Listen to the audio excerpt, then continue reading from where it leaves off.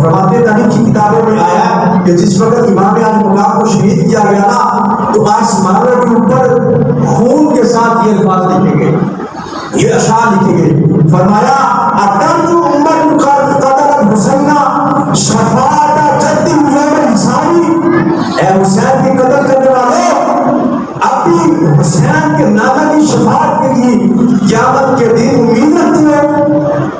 اور فرمایا فلا واللہ لیس لہم شفیع وہم یوم القیامۃ عذابی، نہیں ہرگز نہیں، خدا کی قسم شفاعت کرنے والا اس کو کوئی نہ ہوگا۔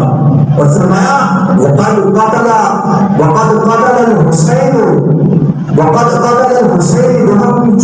جور وخالف حکمہ بحکم الکتاب، اور ان ظالموں نے ظالم حکمران کے حکم سے امام کو شہید کر دیا۔ جس وقت شہید کر دیا تو ان لوگوں نے اللہ کی کتاب کی مخالفت کر دی۔